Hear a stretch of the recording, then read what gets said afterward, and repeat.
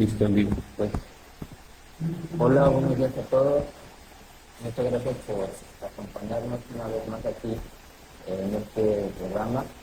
También Catún, el tiempo de la promesa. Nos acompaña Moy Álvarez y Jenny. Y pues vamos a estar dándole seguimiento a esta serie de encuentros, donde pues ya nos hemos encaminado a la lectura de ciertos textos y a comentarios que surgen a raíz de la lectura. Vamos a iniciar con la presentación del día. Hoy es inicio de trecena y pues les vamos a compartir lo que representa. Hoy estamos en el inicio de la trecena de Buitre. Y pues aquí tenemos un videito que lo pueden ver en la página del AIPE, pero que lo presentamos aquí también para que lo escuchemos.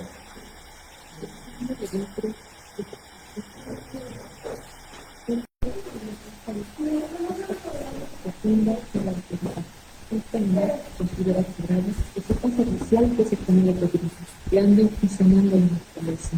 El signo de los viejos, tanto en edad como en experiencia. En nuestra historia personal, el buitre simboliza la vejez y las experiencias que hemos acumulado a lo largo de la vida. Los días en que dice buitre son buenos para examinarnos a nosotros mismos a fin de recuperar el intento original. Hoy vale la pena tomar decisiones firmes y finales. Los nacidos en este signo están llamados a tener vidas largas, saludables y plenas, a acumular experiencias, lo que produce sabiduría, y a ser buenos amantes y padres de familia. Su valor les lleva a enfrentar las situaciones, su vista amplia les da recursos y les propone metas elevadas.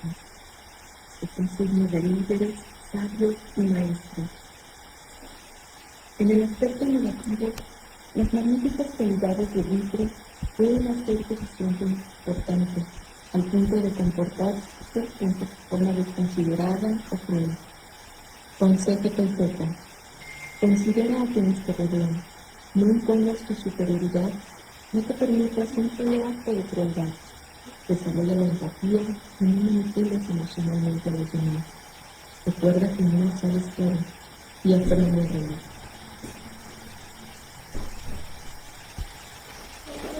Bien, pues es un poco de lo que se comparte a través de la página de la Iglesia Tolteca y también en otras redes. Y bueno, pues la relevancia de este día también radica en la fecha, ¿no? Que tiene que ver con la conmemoración. Ayer se hizo un programa conmemorativo referente a lo de la matanza, así se denomina la matanza de Cholula, para pues, recordar este hecho trágico y las implicaciones que hasta la actualidad pues, tenemos, ¿no? y percibimos, y cada vez hacemos una lectura distinta del hecho, ¿no? Entonces, también recordando que este programa Cantún Catún inició hace un año con esta misma fecha, debido a que, pues, al ser una fecha tan relevante por las implicaciones que tuvo, no se le da como tanta visibilidad, y pues a partir de que iniciamos Cantún Catún, justo iniciamos una serie de conversatorios, ¿no? Charlas con diferentes invitados para platicar acerca de todos los temas que se vinculan a esta fecha, ¿no? Hablábamos justo de la visión hispanista, ¿no? que se tiene sobre la historia, hablamos de las visiones del sincretismo, ¿no? Para poder entender pues, las dinámicas sociales, ¿no? Que se presentan, y pues también para explicar un poco de qué va el proyecto, ¿no? La visión de la Iglesia Tolteca como tal, y bueno, pues tenemos también aquí a Moya, a Jenny. Ellos nos van a apoyar también con lo de las lecturas, ¿no? Vamos a darle seguimiento. Franco en un ratito se va a conectar. Y bueno, pues muchas gracias por estar aquí. Algo que comentar, muy bien. Pues, justo eso, ¿no? Como recordando que No sé, oye. ahí está. Justo eso, como recordar de que este programa pues surge de alguna forma como una propuesta frente a esta conmemoración de de un suceso como la matanza, ¿no?, de Cholula, como frente a este suceso de muerte trágico, como pues como un intento de aportar a la vida, ¿no?, frente a esas 6.000 muertes o 3.000 muertes o miles de muertes de, de manos de los españoles en la matanza de Cholula, ¿no? Y pienso como en esta ciclicidad que hemos podido observar a partir de las lecturas de los textos mayas, en cómo pues no ha sido la única vez que ha sucedido, ¿no? Bueno, es que pienso mucho en el 2 de octubre del 68, ¿no?, como en esta recurrencia de los hechos en la historia y por ejemplo, como hay una conciencia de, por ejemplo, más del 2 de octubre, ¿no? Es un poco más presente para nuestra sociedad mexicana, pero más o menos tiene un valor similar al de la matanza de Cholula, ¿no? Y por ejemplo, aquí en Tulum, la invasión se llama 2 de octubre, ¿no? Como en este recordar que se toma estas tierras como una especie de declaratoria de la sociedad frente a un gobierno, ¿no? Frente a un gobierno que en ese entonces seguía siendo del PRI, seguía siendo del mismo gobierno que hizo la matanza del 68, ¿no? Entonces se hace como una especie de acto de desobediencia civil, pero amparados en que esta desobediencia está justificada porque pues estamos en un gobierno que te va a matar, si no te deja morir de hambre, te va a matar por estar protestando, ¿no? Entonces, así como en esa recurrencia de la energía, pensar ahora como el programa está pues tratando de girar hacia otro lado, ¿no? Y cómo canalizar también, ¿no?, esa energía que sucedió tal vez en ese momento, cómo canalizarla a otra cosa que reivindique esas muertes, ¿no?, o ese sufrimiento, esas injusticias, cómo darle la vuelta, ¿no? Y no sé, por ejemplo, algo que nos llamaba la atención leyendo lo que escribieron los cronistas, el propio Hernán Cortés y uno de sus soldados sobre la matanza de Cholula. Ya ves que ellos dejaron textos, ¿no?, donde confiesan prácticamente pues el crimen, ¿no? Confiesan que estaban desarmados, confiesan que pues que fue una matanza, ¿no?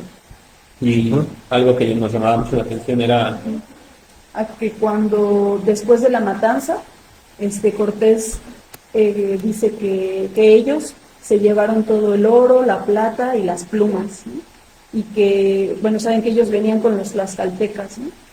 Y no me acuerdo cómo se llaman, los tlaxcaltecas, y que entonces sus aliados, sus amigos que pues eran de acá de Anáhuac, lo que tomaron después de la masacre fue toda la sal y toda la ropa, decía. O sea, dice que ellos se llevaron la sal y la ropa. Y los españoles se llevaron el oro, ¿no?, y la plata, ¿no? Entonces hacíamos como esta reflexión de que al final pues los españoles quedaron cegados y siguen cegados Occidente como frente a que están viendo aquí la mina de oro, ¿no? Pero en ese momento hubo y todavía hay conciencias que pueden ver que hay otros tesoros más importantes que no son visibles y que por suerte se conservaron, ¿no? Como uno de ellos, pues los textos sagrados, ¿no? Como que frente a esta barbarie que ha sido 500 años de conquista, ha habido anahuacas, ha habido toltecas que han conservado lo necesario para su subsistencia material, como la sal, ¿no?, la tierra y la tecnología de sembrar, y han conservado la cultura, ¿no?, como la ropa y los textos, ¿no? Entonces, como de alguna forma estos textos, aunque sean mayas, pues son una herencia también de esos teoguas que en ese momento, hace 510 años, pues murieron, ¿no?, injustamente, o dieron su vida de alguna manera, ¿no? Una herencia universal, ¿no?, para el futuro, pues, tanto para el sustento de la vida en el futuro, de lo material, pero también el sustento de la idea, ¿no?, de la cultura. Sí, totalmente. Yo pensaba en eso también, justo, no sé, los números, ¿no? Entre más muertos es más impresionante, ¿no? Y hablamos como de números, pero lo que olvidamos a veces un poco es que más allá de los números y más allá de que son vidas humanas, que es una tragedia perder, más bien lo que representa, ¿no? Y la cultura y fue un cambio de paradigma. Creo que esta fecha marca un cambio de paradigma de justo lo que menciona, ¿no? El enfoque de la cultura occidental, visualizando pues lo económico, ¿no? El oro, ¿no? Deslumbrándose por el oro y justificando una matanza que para ellos fue necesaria porque estaban combatiendo al diablo, ¿no? De alguna u otra forma ellos llegaron a un contexto en donde pues tal cual vieron al diablo, ¿no? Y entonces hicieron esa matanza porque estaba justificado, ¿no? Era una guerra de fe, ¿no? También lo que se llevó a cabo en ese momento.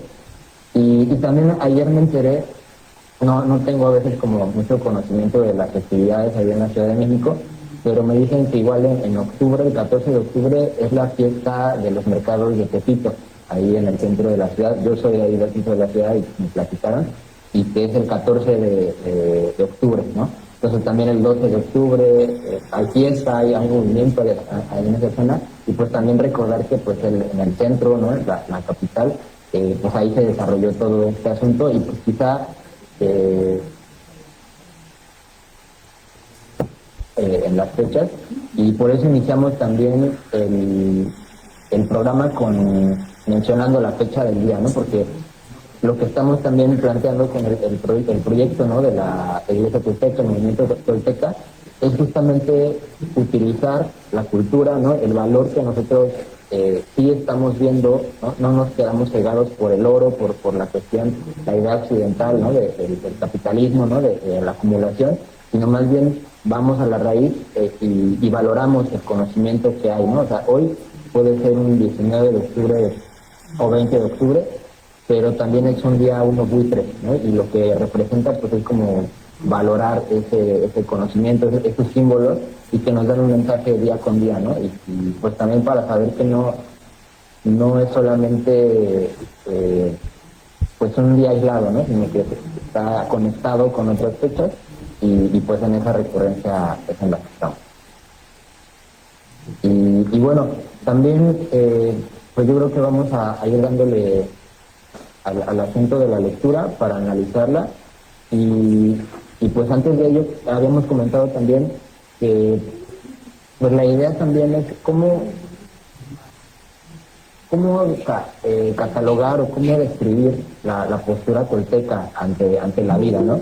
Y lo que yo estaba reflexionando la otra vez, ¿no? Es que las prácticas nahuálicas, ¿no? Como es la recapitulación, la meditación. ¿Qué tal, Frank? Por acá ya nos está acompañando. Estamos hablando un poco de la fecha y de cómo también vamos a abordar las lecturas. La propuesta un poco es hacer una meditación antes de la lectura, justo como para atender de manera más plena, ¿no? Lo que es el texto como tal. Y lo que les estaba explicando un poco es que yo estaba reflexionando en sí qué es lo que representa la propuesta tolteca, ¿no? La forma de vida tolteca, ¿no? Hay referencias que hablan de la toltecayo como el arte de vivir, ¿no? Y eso como se representa meditar o hacer lo posible por entrar en un estado meditativo, recapitular, ¿no? También, tener cierto tipo de prácticas de conciencia, creo que en lo personal define a un tolteca, ¿no? Alguien que se esfuerza por cultivarse y pues que esté en el intento de pulir, ¿no? Es un jade que tiene que pulirse, ¿no? Y que ve su vida como una obra de arte, ¿no? Y le da la atención necesaria para que eso suceda. Sí, me parece muy bien. Eso se resume en práctica. Y cada cual, según sus circunstancias, su cultura, su momento, su edad.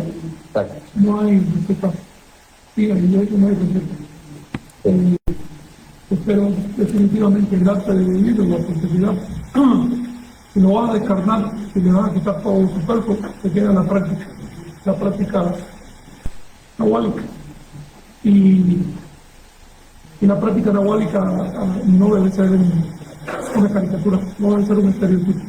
Todo depende de cómo uno esté en un momento dado. Si uno trata de aprender, si uno trata de cumplir con su deber, uno está estudiando la conciencia.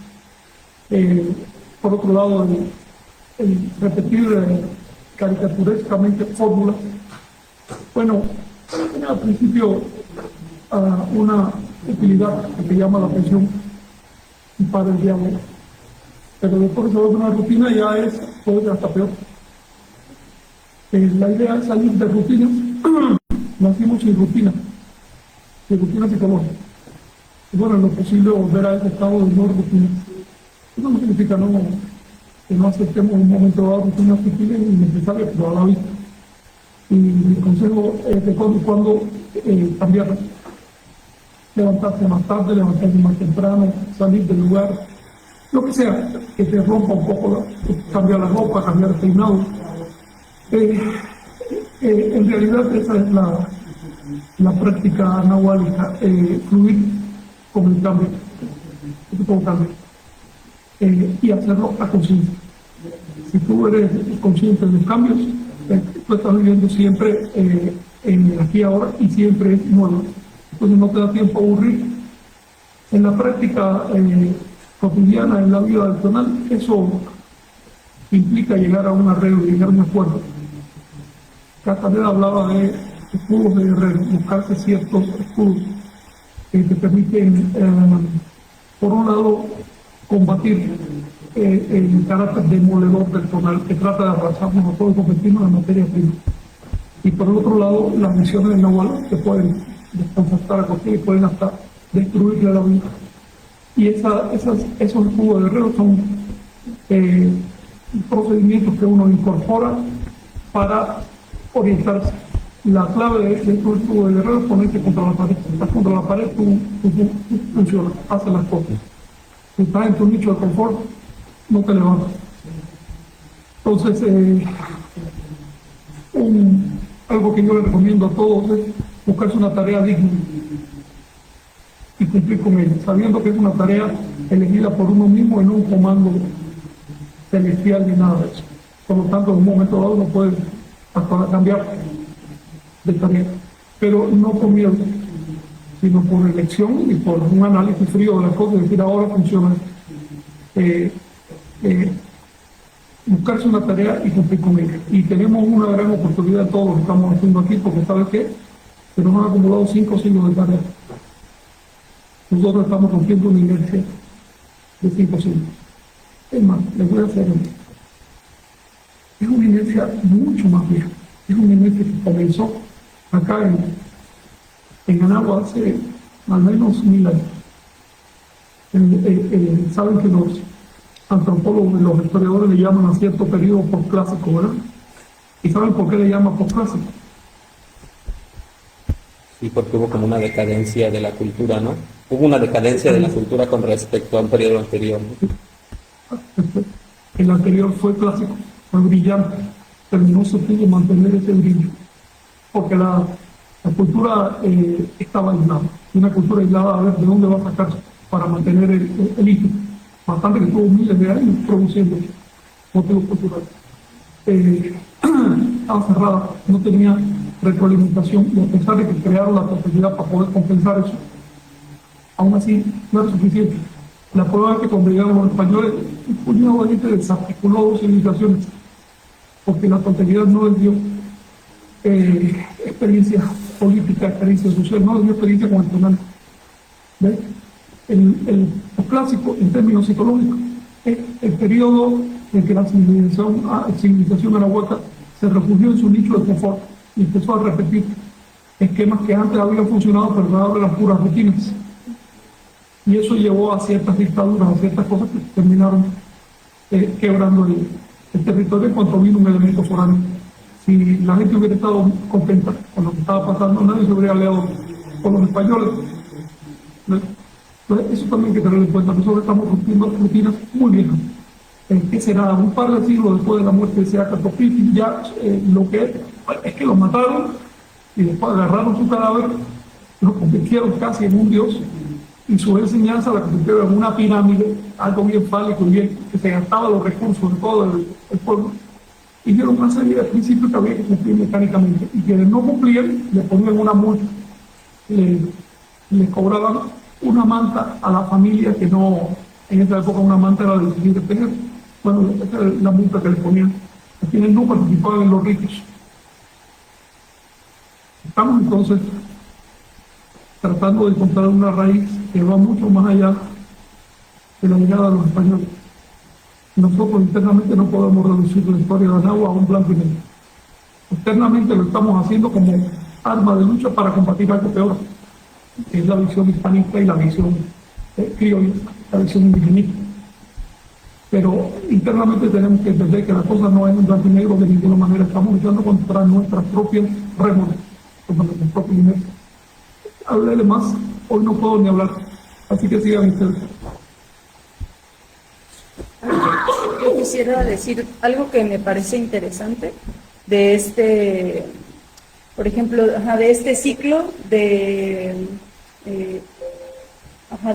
periodo clásico de una cultura y luego la decadencia, es que, por ejemplo, en la actualidad se habla de ese término que es el decrecimiento, ¿no?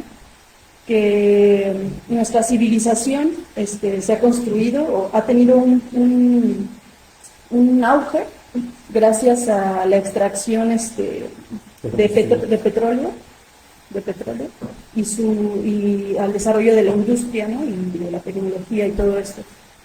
Y es un periodo que lleva menos de 200 años, pero entonces desde que empezó ese periodo se hablaba de que tenía un límite, ¿no? De que esa extracción tenía límites físicos y que iba a llegar a un punto donde pues ya no iba a poder sostenerse, ¿no? Y ahorita estamos llegando a ese punto donde está muchos teóricos, ingenieros, antropólogos usan esta teoría, esta palabra del decrecimiento, y que se ha comprobado ya con diferentes análisis que está sucediendo, ¿no? Porque ya las reservas de petróleo pues ya se agotaron, las que eran más fáciles de explotar, y entonces pues viene algo que no sabemos qué va a pasar, ¿no? Viene un decrecimiento y que quién sabe qué camino vaya a tomar. Mira, el agotamiento de los recursos es un reto. Si no es extremo, si no te mata de hambre, te ayuda. Estamos viendo no solo que se pierden los recursos tradicionales, sino que están surgiendo nuevos recursos de los menos se esperaban. Y por supuesto eso implica reacomodos y las clases tradicionales desaparecen, pero surgen otras. Nosotros mismos aquí, por este medio, somos la prueba de que está surgiendo algo diferente, algo que no se tenía ni en cuenta ni remotamente cuando empezó a explotarse el petróleo. En realidad, digamos, los activados energéticos de la civilización global son un detalle de un montón de cosas que se hunden, que se sumergen en un concepto muchísimo más amplio y que empezó justamente hace 500 años. ¿Sabes cuántos millones de años de metales había acumulados en América? Y de pronto fueron para Europa menos de 50 años. ¿Y cuánto sudor de África? Bueno, el desbalance energético en Europa fue tan grande que se logró un milagro, algo que no se había conseguido nunca, que fue la financiación del capitalismo. El capitalismo como sistema. No confundan nunca el capitalismo como herramienta, que es simplemente un método de comercio más viejo que el mundo. Pero como sistema nunca había habido, digamos, en historia regulada no había habido el imperio del comercio. Y cuando el capitalismo se volvió sistema, empezó como una deuda, empezó como robo, una deuda moral primero. Después, para crecer, se convirtió en una deuda de muchos tipos. Se pasó del capitalismo burgués al capitalismo industrial, al financiero, y si ustedes se fijan, cada uno de esos ciclos implicaba más y más deuda. Se empezó a cargar más y más sobre el pueblo para poder pagar esa deuda. Llega el momento que ya ni siquiera era asunto de pagar la deuda. En este momento las deudas ya no son para pagarlas, son para esclavizar directamente. Ahí ha surgido la potencia ultracapitalista de la historia, que es China comunista. ¿Y cuál es su objetivo? Si te prestan un peso, te van a quitar tierra, te van a quitar soberanía, no quieren que tú le devuelvas el peso. Tienen un interés tan oneroso que jamás vas a poder pagar y te van a cobrar con soberanía. Entonces, estamos viendo como el capitalismo simplemente hace una fase de un nuevo tipo de imperialismo, un nuevo tipo de colonización del planeta. Eso va a ocurrir. Ahora, así como Nahua estaba aislada en el territorio, la cultura global que surgió cuando llegaron las calaveras de Colón, lo que hicieron fue unificar el planeta. Ese es lo que surgió una cultura global y por lo tanto aislada. La civilización global está aislada. ¿Cómo? Anáhuac como Tahuantinsuyo. Iba a sufrir las mismas etapas, agravadas por la cantidad de gente, por el tamaño de esa civilización, por las deudas que han creado, por el factor capitalista que es nuevo en la historia, que nunca había ocurrido, para bien y para mal, porque finalmente el capitalismo nos permite comunicarnos por esta vía, ¿no?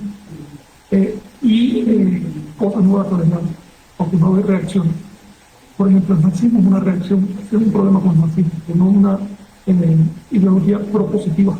Si tú peleas el capital, vas a ver que la última página habla de la construcción del socialismo y no dice cómo se va a hacer. Todo lo demás es criticar. Bueno, está bien, criticar, y lo demás que... Ahora, ¿cómo resuelven eso? Ni siquiera es una crítica objetiva, es una crítica desde el punto de vista de un europeo bien eurocentrista, de la primera mitad del siglo XIX, porque ahí fue cuando estudió este señor y el otro. Y no es para criticar el marxismo, solo para ponerse los ejemplos de una doctrina que ha influido y sigue influyendo en todo el planeta y seguirá influyendo unos 20, 30 años más, y no es más que una reacción a algo. Uno tiene que tener mucho cuidado de involucrarse en doctrinas reactivas, porque son estafas. Incluso si los creadores tienen buena intención, pero realmente no están resolviendo sus problemas, solo están señalando problemas. Por eso yo les he dicho que cuando vayamos a señalar los problemas de la hispanidad, la invasión, lo que sea, primero tengan en su mente la solución, ya después la queja, pero no dejarlo nomás en la queja. La solución en todos los casos es construir. Por ejemplo, tienes una sociedad con gente muy rica y gente muy pobre. ¿Cuál es la solución para que esos pobres salgan de la pobreza? Producir. Nunca quitar de acá y meter para acá, porque entonces va a haber pobres parejos. Sino producir. Si no produce, no hay más. No hay más riqueza. Pero si produce, tiene que saber que está quitándole algo, por ejemplo, al ecosistema. Es decir, no puede sacar de la nada. Y tiene que atenerse a las consecuencias. Si hay conciencia, en los procesos podemos enfrentarlos y podemos canalizarlos, de manera que sean lo menos dañinos posible, lo menos crueles posible. Pero si no hay conciencia, si queremos echarle la culpa a los demás de nuestros propios problemas, el resultado es peor. Por eso, y les vuelvo a poner el ejemplo del marxismo, una doctrina que dice: esta es la visión correcta de la historia, y el que no lo acepte es antihistórico, por lo tanto tenemos derecho a terminarlo. Bueno, obviamente terminó, no sé cuántos, decenas de millones de gente en China, en total han terminado 130 millones en un siglo y piquito, que es mucho más que lo que terminaron todas las religiones teístas de la tierra en toda su historia. Hay que tener mucho cuidado con las ideologías. Yo les sugiero siempre ser propositivos. Por ejemplo, hay un problema en Anáhuac. ¿Cuál es el problema? Identidad, memoria. Vamos a traducir los textos, vamos a estudiar los textos, vamos a practicar las cosas concretas. Yo no pretendo resolver en mi fondo en mi mente, pero aquello que está en mis manos, vamos a hacerlo. Salir también de esta facilidad de que las cosas se pueden resolver mágicamente porque ya las organizé. La mente es una estafa. La mente es solo el producto evolutivo de un simio en un momento de su historia, no hay que idolatrarlo. Se equivoca, pero constantemente. La mente es limitada, es lenta. Es una estafa. Entonces, todas estas doctrinas que te dicen: no, ya yo resolví, ya tengo la verdad. Esta es la verdad absoluta. Y sobre todo aquellas que te dicen: y tengo derecho a matar a los demás, a invadir a los demás, a robar a los demás, porque yo tengo la verdad. Estas doctrinas son antihistóricas. Y no se trata de oponerle una doctrina superior, se trata de exterminarla. Vienen a hacerte daño, terminan. Así de simple. ¿Ves? Ya después filosofaremos, ya después veremos quién tiene la verdad, pero tú me estás haciendo daño y yo te hago la resistencia. De eso se trata. No caer en las complejidades psicológicas de ciertos grupos nativos de América que están especulando con las armas y las herramientas del enemigo, filosofías y cosas, y cada día más pobre, cada día más marginado, cada día más dependiente del exterior. El propio objetivo de hacer, y sobre todo, compañeros, salir del etnicismo, del racismo, de la visión del nacionalismo, de las visiones expresas. Las enseñanzas toltecas pueden ser útiles lo mismo para nosotros que para extranjeros, porque basan en merecimiento. Eso es un principio universal.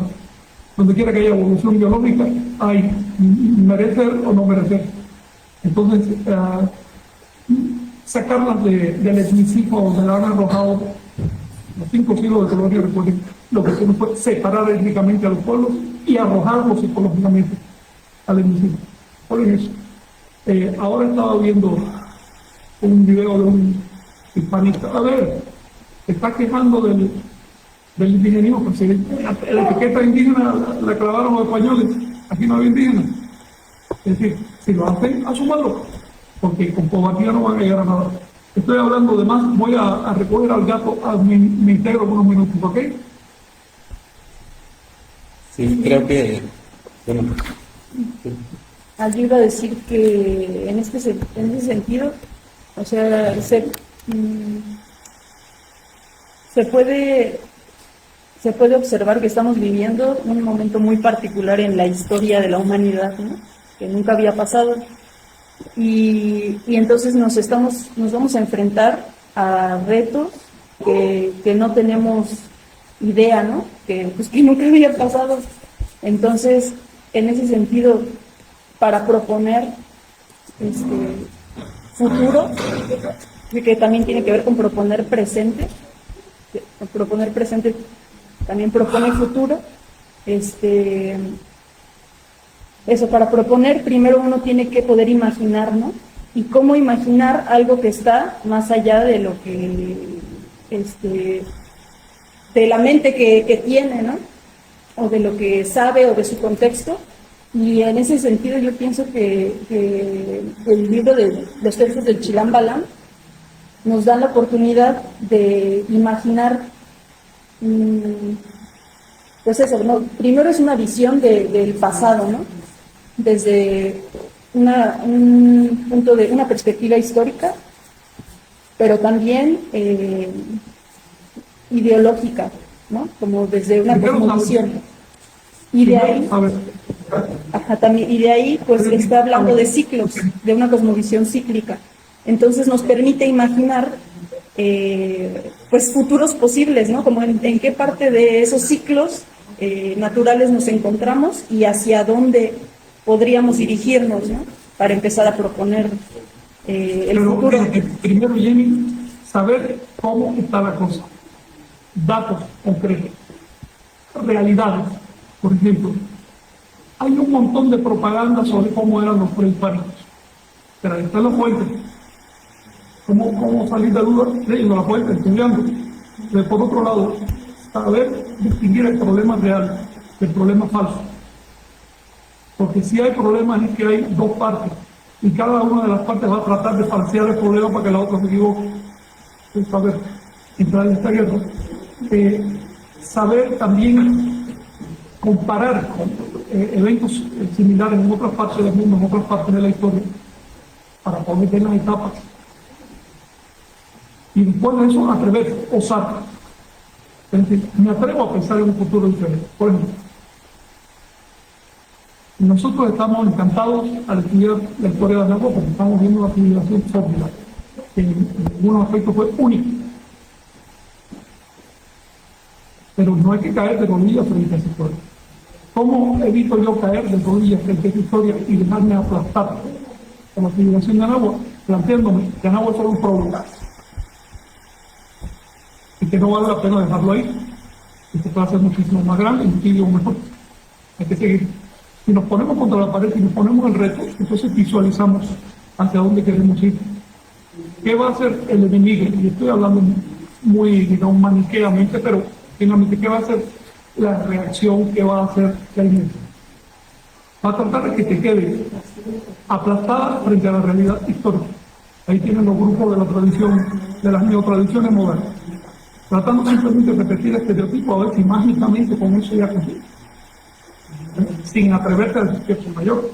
O ahí tienen a los cristianos, les digo eso, oye, mis seguidores harán cosas mayores que yo. No, jamás he escuchado a un solo cristiano que lea ese verso. No se atreven a pensar, es más, les leen a Jesús y te dicen, habla, te mando, ¿cómo? No, se lo está diciendo Jesús, no a mí. Así de imbécil. El ser humano es un simio cobarde. Y nosotros tenemos que luchar para sobreponernos a ese simio. Además, con delicadeza, tampoco el simio se asuste tanto que se tire en un rincón y ya no quiera hacer nada, ¿no? Pero tenemos que luchar. Si no podemos hacer más que lo que hicieron los antiguos, no vale la pena esta guerra.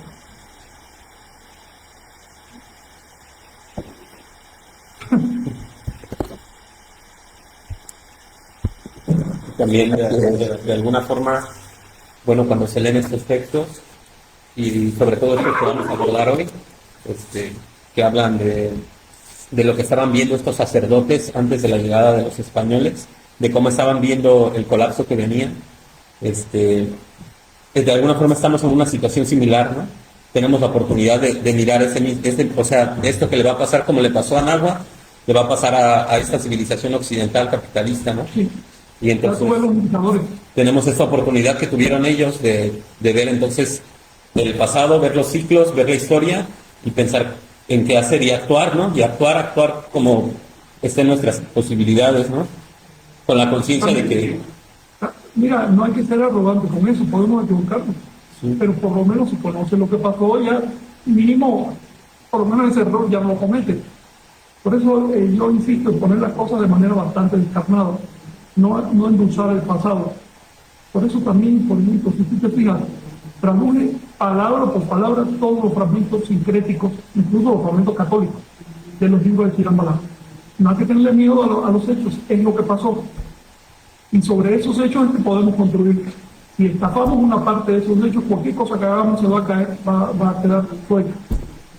Pero lo que tú estás diciendo, Mónica, es impresionante el conocer. A ver, la invasión de América, el descubrimiento de América por los europeos, que se quedaron estupefactos cuando vieron que había todo un continente nuevo.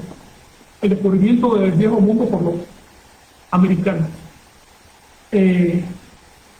La idea, la comprensión de que el mundo no solo es esférico, sino que además se puede viajar. Piensen que los barcos con que Magallanes y los demás empezaron a darle vuelta al mundo eran cáscaras de nuez, no es que tuvieron un gran adelanto tecnológico y después lo hicieron, no, el adelanto estuvo aquí. De hecho, los barcos que los españoles recorrieron el mundo eran más imperfectos que los que usaban los romanos, los hindúes, los chinos, y hablar. Pero el adelanto estuvo aquí. Oye, espérate, le puedo dar la vuelta al planeta. Jamás había ocurrido esto en la historia recordada. Como escribió un cronista español, dice, el hallazgo de América es lo más grande que ha ocurrido quitando el nacimiento de Jesús. Efectivamente, es lo más grande que ha ocurrido en la historia del solar. El hecho de que nosotros estemos en el mero mole, en la mera coyuntura, en el punto exacto de esa historia, de esa recapitulación, de ese redescubrimiento. Pónganse a pensar que ustedes son, nosotros aquí, de las pocas personas que han leído el texto sagrado de Nahua en 500 años.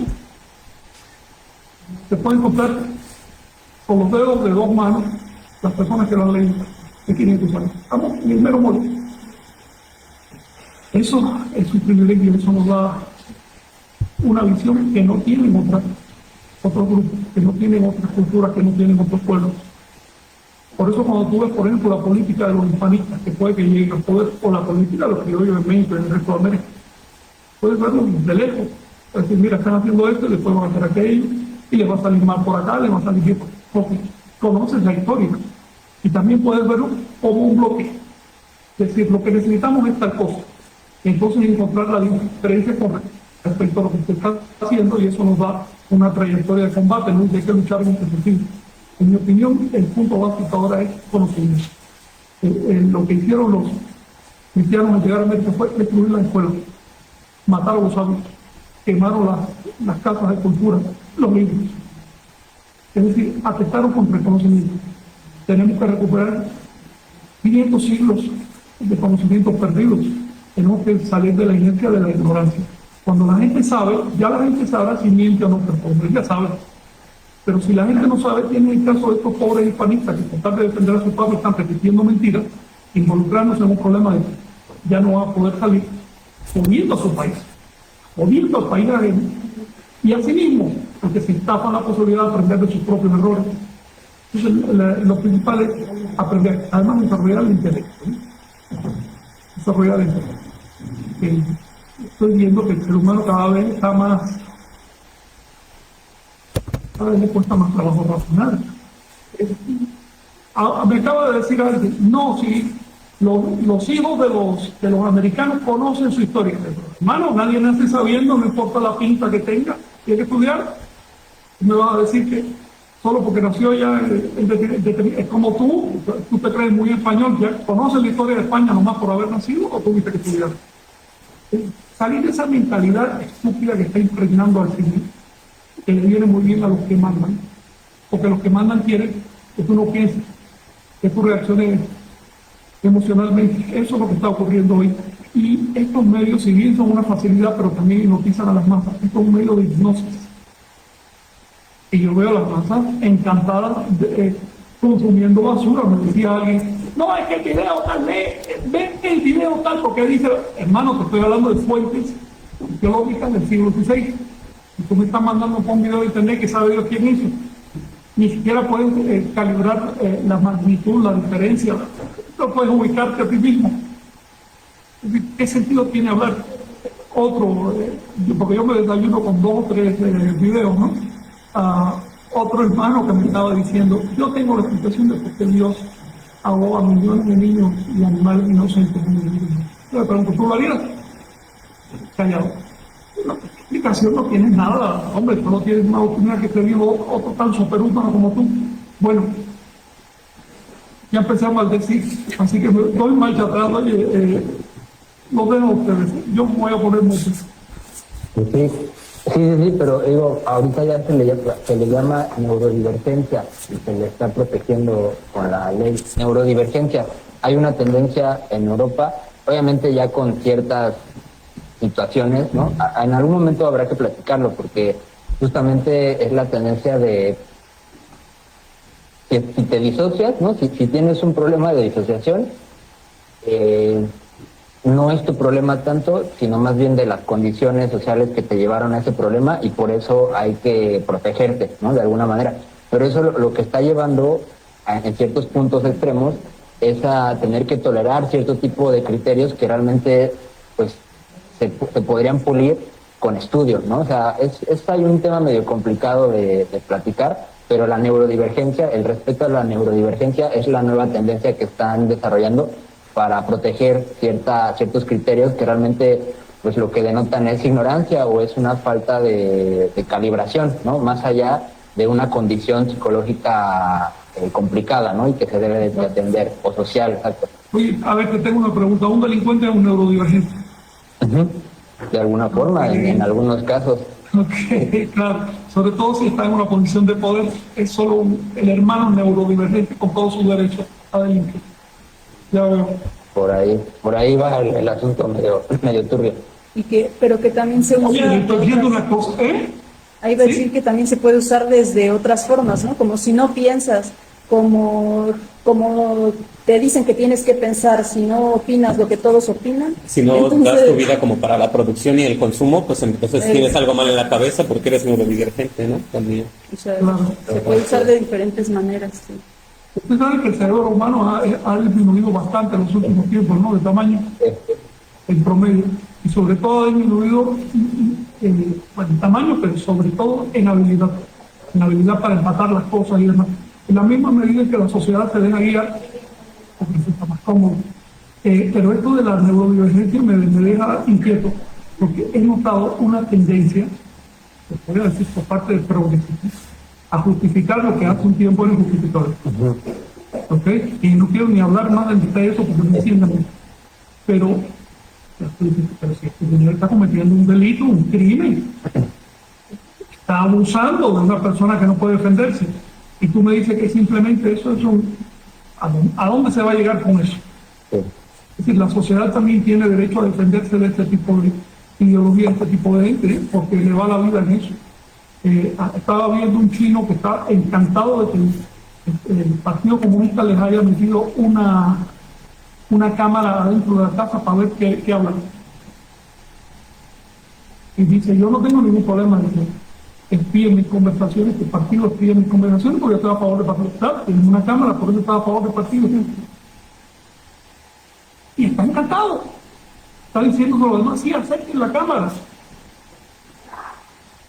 Vamos a terminar como simios o algo peor, o por lo menos los simios tienen una cierta dignidad en la selva. pero nosotros ya, digamos, agotamos, extirpamos ese aspecto nuestro que nos hace ser libres, que nos hace buscar la libertad. Y podríamos terminar como ratas en un campo de concentración felices, ratas felices, consumiendo migajas y alabando a los líderes. Estoy muy desconcertado con lo que estoy viendo. Veo, por ejemplo, que la juventud se molesta cuando se dice libertad. Enseguida, esta es de derecha. ¿Saben lo que yo soy esclavo? ¿Ya por eso soy de derecha? Se está poniendo muy raro todo esto. Y veo que los gobiernos están estimulando esa tendencia que fue sembrada por religión y le están diciendo, están bombardeando a la gente con esta idea: si te dicen algo que sea de libertad, eso es extrema derecha. Así que vete para el otro lado. Imagínate una mente joven, plástica, sin experiencia en la vida, va a terminar siendo un siervo del sistema el resto de su vida. Nos están estafando con estos cuentos de derecha e izquierda. Ahí subí un post platicando de quienes invadieron América, los que tenían una doctrina muy similar a los de izquierda. Es decir, me pongo porque me da la gana. Se llama dictadura del proletariado, así que yo me pongo por dictadura. Eso mismo fue lo que vino, y eso mismo fue lo que les llegó a España cuando llegaron los cristianos predicando y quemando gente. Tenemos que hacer mucha fuerza para salirnos de esta lacra.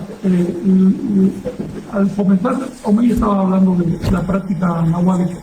Lo que nos da resistencia es la práctica, porque las prácticas nos hacen tener experiencia de la libertad interna. Y ya una vez que tú probaste la libertad, ya no puede venir otro a decirte que eso no existe. ¿Ves? Por eso hay que insistir en eso. Oye, ¿iban ustedes a leer algo o a hacer algo? Adelante, sí, porque se va el tiempo. ¿Sí? Hay que darle paso a la lectura. Y pues si quieres hacemos esta meditación, la guías, Moy. Sí, pues brevemente si quieres, ¿va? Entonces, sí, justo como para dar ese trasfondo, ¿no? De que antes de comenzar, antes de leer, esta es una recomendación, hay que meditar un poco, ¿no? Si logramos como entrar en un estado de tranquilidad, lo que digamos y lo que expresemos va a salir un poco mejor. Entonces, también para hacer la lectura es la propuesta que les hacemos, meditación para entenderla y para pues sentir, ¿no? También un poco de lo que implica la información. Vale, pues entonces ahí a nuestros espectadores, pues los invitamos a que lo prueben un poquito, a ver si en las siguientes sesiones damos un poquito más de tiempo para que vayamos practicando también juntos, ¿no? Entonces vamos solo a tratar de sentarnos con la espalda recta, bien apoyada en la silla o en el suelo, y vamos a tratar de cerrar los ojos, si pueden, si quieren, y solamente hacer conciencia de nuestra respiración. Para eso podemos intentar hacer juntos una respiración controlada. Vamos a inhalar en 4 tiempos por la nariz. Vamos a sostener en pleno 4 tiempos. Vamos a exhalar en 4 tiempos por la boca. Y vamos a sostener en vacío 4 tiempos más.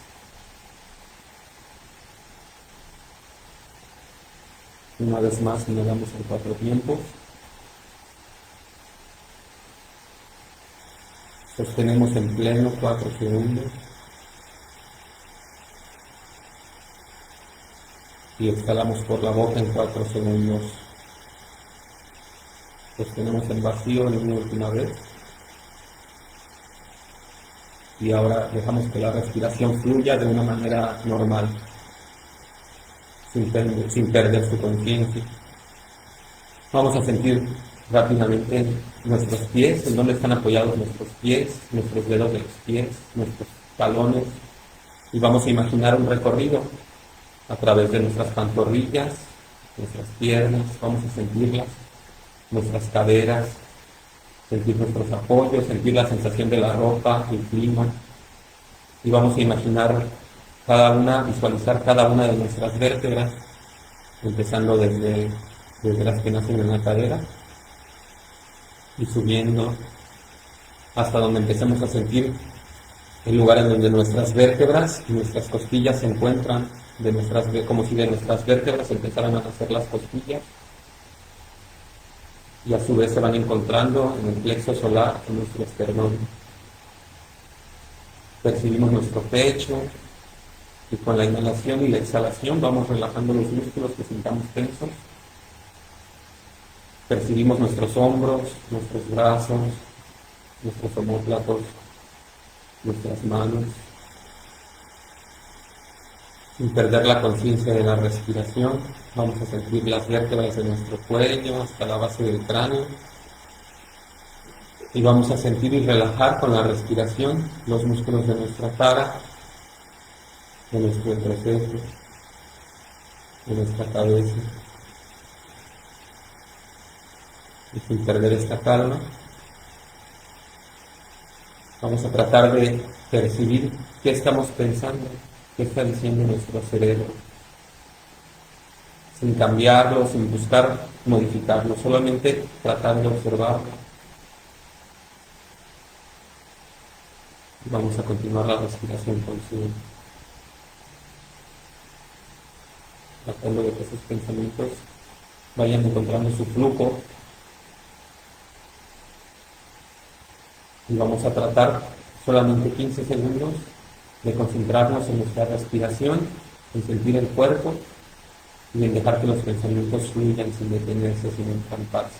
15 segundos.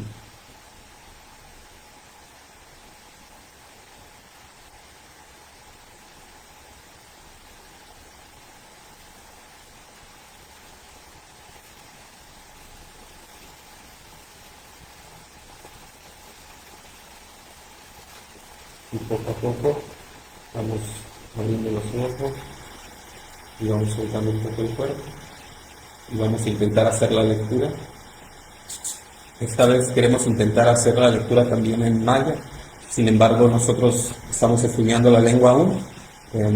Jenny va a leer la parte maya siguiendo las reglas gramaticales que hemos estudiado, que tienen que ver con la pronunciación de la glotal y con la pronunciación de las vocales, porque a diferencia del español, en el maya las vocales tienen diferentes formas de pronunciación, 5 formas diferentes. Es decir, por ejemplo, la A puede ser una A como la nuestra, puede ser una A con glotal, Alarga. puede ser una A alargada, puede tener una diferencia de tonos cuando está alargada además. Y entonces, siguiendo esas reglas, vamos a tratar de leer el texto, porque el texto está escrito con las glotales y respetando también las vocales. Pensando que, bueno, nosotros queríamos proponer que en futuras lecturas tal vez podamos invitar a alguien que hable alguna idioma, una lengua maya y que pueda leerlo, ¿no?, con mejor pronunciación. Entonces vamos a ir párrafo por párrafo. Profetas 2, que es la parte de Catún 3, 1 y 2 de Ajau, que viene de Chumayel, láminas 68 y 69. Getanov Piutskin, Nahan Lae, Alabebal Ushikinov, Ishmayumov, Ishmanailov Lae, Heish Lai Tan Lae Bin Takuntabat, Bai U Takuntabal, Ahkan, Ishal y Tunen. Estas palabras son buenas y meritorias. Se confiarán al oído de los huérfanos de padre y los huérfanos de madre. Estas palabras deben guardarse como se guarda una piedra preciosa. Liki Lutalel, Yokol Cristianoil, Tankaj Mayapan tu Chichen Itza, Balak Wil Suyua, Balak Wil Itza, Ajonkab Hun Lakin, Hun Shaman, Hun Chikin, Hun Nofol. Talí Tuchi Dios Kitvil. Tratan sobre la entrada de los cristianos a los estados de Mayapán y Chichen Itzá, sobre su regreso a Suyúa y su regreso al Itzá, cuando despierte la tierra, al oriente, al norte, al oeste y al sur. Vienen de la boca de Dios Padre. Laiku seliko hotul ajino, ajulem ajino, kuchio kutan Dios. Laiksolot y kuchnumiaka, tal yopol cristianoil lai. Estaban postrados 5 sacerdotes, sacerdotes divinos, cuando llegó la palabra de Dios. Ellos explicaron la carga del sufrimiento que vendría cuando llegara el cristianismo. Keklai ukabaot sibanoblae, chilambalam no sacerdote, napuktun no sacerdote, najaupech no sacerdote, ajquilchel no sacerdote, natsinyabun chan no sacerdote. Aquí se escriben sus nombres: el gran sacerdote Chilam Balam, el gran sacerdote Napuktun, el gran sacerdote Nahaupech, el gran sacerdote Ahquilchel y el gran sacerdote Natsin Yabun Chan. Uchinam Dios kotzlik upachtan supuilum lait soliok upuch numiatutanka yunil y Dios taleltun ukaj yokol cristianoil lae. Postrados ante Dios y doblada su espalda sobre la tierra virgen del santuario, ellos explicaron la carga del sufrimiento que traería nuestro Señor Dios cuando el cristianismo entrara al pueblo. Sekik maya kimlal kintun yabil sakil jabil ishpomkakil upuch nunia utsakisin sakpetajón kanal elompikab ichil oshahau katun unahau katun ulovil oshchik katun. Epidemias, mortandad, sequía, langostas arrasadoras y viruelas serían la carga del sufrimiento. Habría demandas del diablo y blancas auroras en el cielo, pues ardería la tierra dentro del Catún 3 Ajau, así como en el Catún 1 Ajau y en el fatídico tercer Catún. Bai Sibanil Tumenel evangelista, Yetel profeta Balam, Talituchi Uyunilkan, Yetel Lum. Así lo, Kaj Tukulem Siptajot Akino. así lo escribieron los evangelistas y el profeta Balaam, lo que vendría de la boca del Señor del cielo y de la tierra, y lo registraron los sacerdotes en los textos sagrados. Ukinilnok in Punjaril, la Punchable ich Cristianoil Pika. Bai Sibanil Uyalmachtanil, Noch Akin profeta Chilam Balam, Yetel Pikal Mamben. En estos días habrá una gran sequía, cuando el 10 veces mentiroso mete el cristianismo en la tierra. Así escribió el gran sacerdote y profeta Chilam Balam en las palabras del consejo, y se cumplirá la voz. Esta es la primera parte. Terminamos, profetas 8. Vamos a pasar a Profetas 8. Es más pequeña. Profecía de Cahuichel. Catón 4 Jau de cuenta larga. En Chumayel, Maní, Lizana, Villagutierre. Y empieza: tú profeciado, Ahcuichel, sacerdote, Után, Ahcahuichel.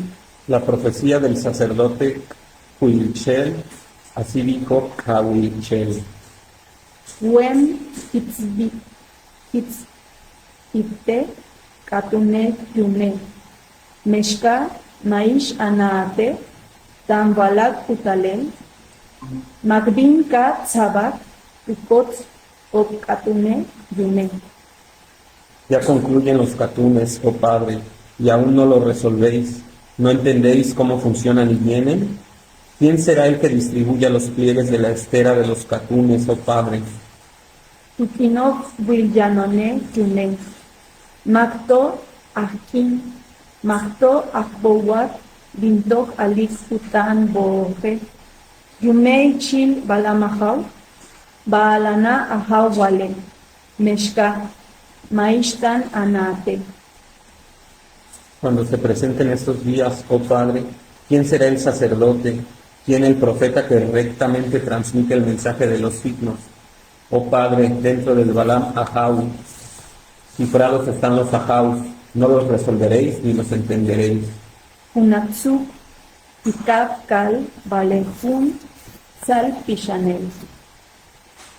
Tsuk, Chakbe, Yoltzili, Viltantun Tepal Puchie, Kiwil, Yokol, Yahaulil Kabobe, Kaksa, Kakunabol Ahitzai. En toda la tierra serán sellados los espíritus. Muy deleitable, alegre, sabroso el poder que tenían. Llorarán al recordarlo los gobernantes de la tierra. Ponderadlo en vuestros corazones, Itzai. Y ahí acabaría esta lectura de fragmento de Profetas 2 y Profetas 8. Recordando que están disponibles en la página de iglesiamaya.com y pues eso como... Y nos parecía importante también decirlo en maya, por lo que decías de las fuentes. Porque de pronto hay gente que en su ignorancia se atreve incluso a decir que a lo mejor esto lo escribió Frank, ¿no? O lo inventó algún autor moderno, ¿no? Pero pues aquí está escrito en maya, ¿no? Y no en maya yucateco actual, sino en maya clásico del siglo XVI, ¿no? Entonces, pues esta es la fuente que se puede revisar. Y bueno, nosotros estamos estudiando el maya, ¿no? Y estamos viviendo en una zona donde se habla maya yucateco. Entonces nosotros podemos observar palabras o frases que todavía se usan en la cotidianidad, ¿no? Entonces, y también podemos observar otras palabras que ya no se usan como tal. Que ya no se reconocen. Y pues... Claro. Sí, y también hay unas notas, ¿no? Al pie. Justo hay explicación, de hecho estamos compartiendo ahorita si se ve bien, parte, bueno, la lectura que hicimos hoy, y por ejemplo en esta se habla de Suyúa, ¿no? Del lenguaje de Suyúa, y bueno, también es interesante conocer como este tipo de notas, porque nos dan un contexto inclusive calendárico, ¿no? En términos de las fechas que se plantean, ¿no? El Caquientre Sajao, por ejemplo. Así, entonces es un contenido pues muy completo realmente lo que se tiene en estos textos, pero hay que saber decodificarlo, ¿no? Es un reto, ¿no? Como tal, es un reto enterarnos, ¿no? de un lenguaje distinto, una sintaxis bien distinta, pero también saber que si no sabemos de calendárica no vamos a comprender mucho de lo que se está hablando, y pues también por ese hincapié que se hace sobre todo en ese tema de la calendárica, ¿no? También que la forma en la que se escribe no es una forma literal, ¿no? Sino que habla, por ejemplo, en el primer párrafo, habla de estas palabras deben guardarse como se guarda una piedra preciosa. Y en su índice dice, la piedra es emblema universal del saber oculto, ¿no? O sea, esta información está escrito en un lenguaje. Y pues añadir sobre el contenido de las profecías, pues están hablando del momento en que estos sacerdotes, estos chilanes, se pusieron a explicar qué era lo que venía, ¿no? Que venía este colapso, como ahora estábamos tratando de poner en palabras, ¿no? Ellos en ese momento hablan de que quienes vienen son los cristianos, ¿no? Y que ellos van a traer consigo epidemias, mortandad, sequía, y pues eso, el colapso de la civilización que para entonces los anahuajas habían construido, ¿no? Y la parte de Profetas 8, entonces nos dice quién será el sacerdote cuando eso pase, ¿no? ¿Quién va a comprender estas palabras, ¿no? O quién las va a escuchar o leer, por lo menos, ¿no? No sé si hay algún otro comentario. Yo quería mencionarles algo sobre la decodificación.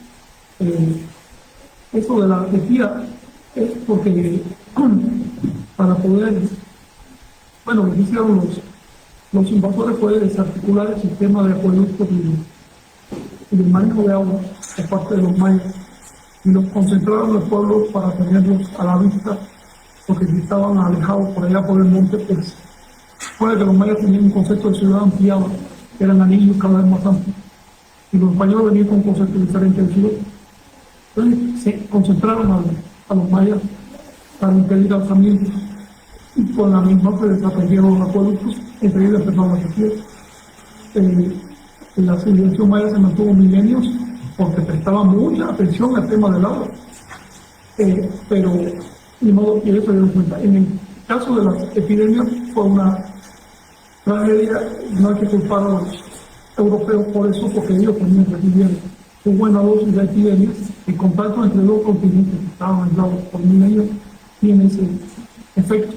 El principal problema fue la desarticulación de la cultura por la cristianización, porque para cristianizar no es que convencieran a los nativos de las bondades del cristianismo, sino que los obligaban a sangre y fuego.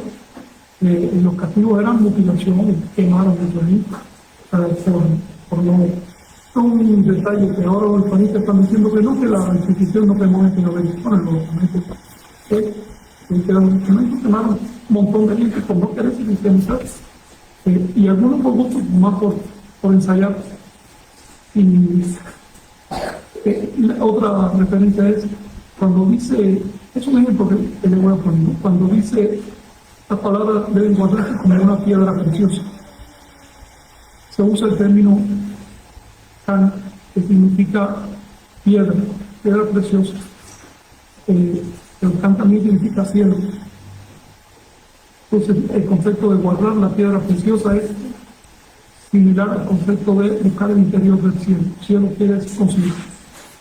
Por eso es que en la ruta del cielo puedo desarrollar todas las ideas. Hay que escribir libros, habría que escribir comentarios de todo eso.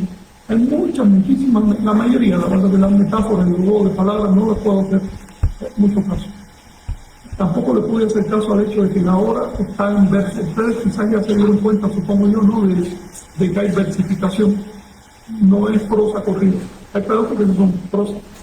Pero lo que son las profecías están en estrofas, por verso. No pude mantener ese formato, porque en español no se entendería.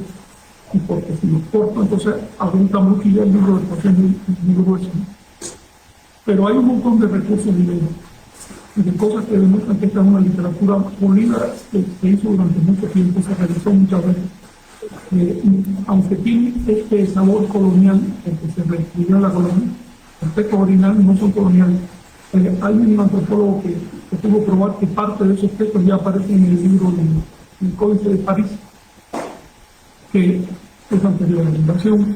Y si buscamos con calma, vamos a ver que llegamos incluso hasta tiempos anteriores a los mayas, y ya empieza a haber este tipo de asociación entre fechas y predicados, es decir, de eventos. Eso les quería decir. Pues no sé si leemos algunos comentarios.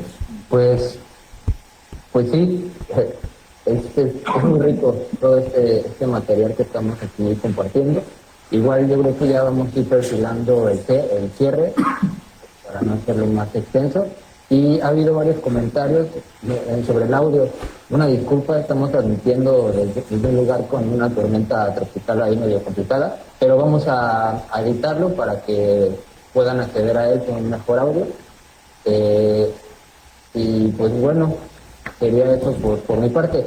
Del tema de la neurodivergencia, como para acotar un poco ese asunto, las condiciones neurodivergentes son trastorno del espectro autista, trastorno por déficit de atención o hiperactividad, la dislexia, el síndrome de Tourette, trastorno obsesivo compulsivo, trastorno bipolar y la discalculia, no sé lo que ahorita expliqué. Y a partir de 1998 fue cuando se acuñó el término, que obviamente pues las investigaciones se hacen en cierta época y pues la inercia va llegando a otros lados, ¿no? Luis, pero a ver, una pregunta, pero la neurodiversidad simplemente describe que hay condiciones neurales o fisiológicas diferentes.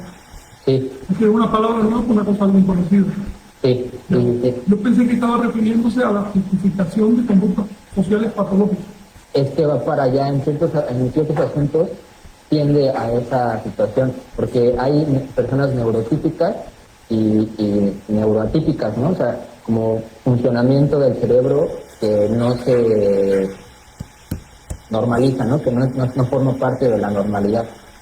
Es un tema delicado porque estigmatiza a ciertos, con la idea de no discriminar a personas con una situación psicológica complicada, terminan haciendo una discriminación y una estigmatización a la inversa. Es un tema ahí que habrá que platicarlo en otro momento porque sí es muy interesante leer comentarios, ¿no? que expresan una falta, una disociación completa y que pues a lo mejor tienen un padecimiento y pues sí hay que tratarlo personalmente, ¿no? Esa persona se debe tratar, pero también ya hay una justificación en otro sentido de que pues su cerebro funciona de otra forma, hay que respetar, y más allá de los hechos y más allá del tema que se esté tratando en sí, es respetable porque tiene una situación Frente a ese enfoque simplista y subjetivista del fenómeno humano y de los problemas del fenómeno humano, nosotros tenemos que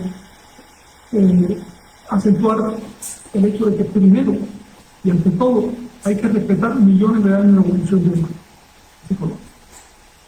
Así que no se trata de que con una moda momentánea que en 10 años ya no va a estar arruinar millones de años de evolución biológica y psicológica. Las cosas en la psique y en el cuerpo son de tal manera porque han competido mucho. Hay muchísima competencia y muy cruel hasta llegar a un estado de sostenimiento de la vida y de la cultura. No digo que no haya que seguir evolucionando y que no se puedan cambiar las cosas, pero a lo tonto no. A lo tonto no tiene sentido. He visto unas propuestas de cambio radical de concepción de la biología y de la psique que están impulsadas por personas sin conocimiento, sin experiencia. Incluso personas a veces que solo lo único que les mueve es poder vender un producto o algo así, necesita generar una masa. Eso. Y estoy viendo también que las masas están muy dispuestas a tragar ese veneno, porque una masa en estado de desesperación recurre a lo que sea con tal de, bueno, la gente recurre a espíritu, con tal de salvarse, imagínate que no recurrirán a explicaciones pseudocientíficas sobre nuestra realidad. Parte de nuestro cometido, los movimientos Tolteca, es aceptarnos primero como lo que somos como animales, segundo como simios, y comprender que los simios tienen una naturaleza evolutiva, poder entender nuestro componente, esto ya es explicación naudálica, poder separar la mente, las emociones, estudiarlas, de qué se trata, y acentuar lo que nos permite crecer, lo que nos permite evolucionar. No es simplemente sobrevivir, es evolucionar. Es decir, ser un factor proevolutivo en las circunstancias actuales de la humanidad. Si quieren un día platicamos de eso. A mí me gusta el enfoque biologicista porque pone las cosas en su punto. Y también porque hace que quienes tienen cola que pisar, eso es un dicho americano que significa que si tienen algo guardado por allá por otras tiendas, se inquietan cuando hablan en términos biologistas o hasta se ofenden. Como este señor que dice, no, yo no soy un mono, así me escribió Paul, porque yo no soy un mono porque Dios me hizo al ser humano de barro y a los monos lo hizo de otro mono. Tú es peor, mi hermano, tú eres una bola de fango. Entonces, creo que algún día deberíamos hablar de ese tema, del rechazo implantado por la cultura cristiana a nuestra condición natural. Imagínense, no que hace de forma natural, termina en estos rollos progresistas que están destruyendo la cultura. Sí, y va tan allá ese rechazo que igual veía comentarios, ¿no? En otro tema un poco no tan relacionado, pero que lo que más se va a producir en un futuro van a ser estos robots androides, ¿no? Que te van a estar ayudando para todo, un asistente robótico, ¿no? Porque a ese punto de vista llega la visión occidental de que es el pináculo del desarrollo es tener a un esclavo que no te va a consumir, ajá, que no te va a cobrar. Esa es la idea, ¿no? Tú no esforzarte por cultivarte tus capacidades, sino tener a un robotito que te ayude con todas las cosas que te aburren, que te causan ansiedad en la vida, y que alguien más las haga, ¿no? Esa es como la idea, hacia allá va la religiosidad. Así estaban los romanos encantados con sus tortas de esclavos hasta que cayeron los gatos y los hicieron polvo. Sí. Yo me pregunto qué va a pasar a partir del 2070. Sí. Pero bueno, eso yo creo que va a ser un tema para otro asunto, porque allá en la zona maya también están ocurriendo procesos bien interesantes, ¿no? De los últimos pescadores mayas, de las capacidades de la población van modificándose de acuerdo a las condiciones socioeconómicas de la zona, y la capacidad para buscarse la vida pues, cambia, ¿no? O sea, dejan de pescar para ir a abrir la puerta en un Oxxo, ¿no? Y esa es como la chamba que le resulta más rentable porque pues ya no hay posibilidades de mantenerse de otra forma, ¿no? Entonces, es interesante también ver ese tipo de fenómenos, ¿no? Los cambios, ¿no? En la sociedad. Y vernos a nosotros mismos, porque estamos también colgados de una cadena dependiente. Bien. Pues algo más que quieran agregar por allá, por Tulum. No, creo que No, ¿Todo pues bien? sí, solo del texto, por ejemplo, yo siento que tuvo que ver bastante lo que hablamos al inicio, con, por ejemplo, este primer fragmento de Profetas, ¿no? Que habla o sea, la imagen de estos 5 sacerdotes explicando esta epifanía que tuvieron, ¿no? Pero que está sostenida, ellos dicen como, por el cielo y por la tierra, ¿no? O sea, me imagino es como lo material, ¿no? Los datos duros, y también por la cosmovisión, ¿no? Es una forma de hablar, recuerda que eran bien alambicados en esa época. Y también ya estaban incorporando fraseología cristiana, si te das cuenta. Pero fíjate que hay otra cosa que deberíamos hablar en su momento, y es que lo que a primera vista parece sincretismo, a veces no es sincretismo, es simplemente un préstamo lingüístico. Y de pronto tú ves la palabra y piensas que ya esta persona está cristianizada y resulta que no, puede ser anticristiano, pero está usando términos en español. Entonces son varios fenómenos interesantes que le dieron en ese momento. La invasión cultural de Anáhuac no se puede ver en forma plana. De hecho, yo creo que no se ha estudiado realmente todavía. Estos como estos nos ayudan a entender cómo fue el proceso. Y recuerden también otra cosa. La clave de todo este asunto es que los mayas y todos los mesoamericanos estaban esperando algo.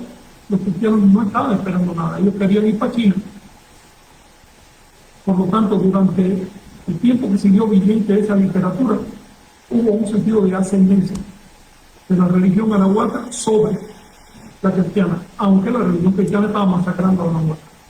Pero no es lo mismo que venga un animal y te muerda a que tú sepas que tienes un ascendiente sobre ese animal, ¿no?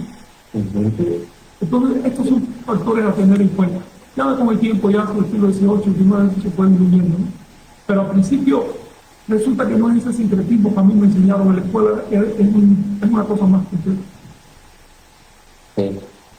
Yo había pensado que mencionabas más bien porque es inicio de trecena de uno buitre, y que el buitre representa la sabiduría y representa también algo muy relacionado con lo de la visión justamente y relacionado con el texto. Entonces, pues sí, la verdad es que se quedó muy bien la fecha y bueno, pues sí, pues sí, terminamos por este día. Muchas gracias por seguirnos, por todos los comentarios que se han hecho. Son temas muy complejos a veces y le vamos a dar como en otro momento salida a esos comentarios. Y bueno, pues hoy cumplimos un año de haber iniciado este programa. Obviamente hubo un plazo en que no se publicaron más videos, pero pues muchas gracias a todos los que nos han estado siguiendo y los invitamos también a que revisen los demás videos que ya se han subido para que vean igual un poco de mayor contexto y justamente esta visión del buitre es un intento, ¿no? Es una visión, más bien buscamos ampliar la visión, el panorama en torno a las raíces y al México antiguo y al México actual, ¿no? Porque lo que estamos hablando tiene mucha actualidad y nos está sirviendo para tener bien los pies bien plantados, ¿no? De alguna forma. Y bueno, pues muchas gracias a todos y hasta luego. Gracias. Gracias.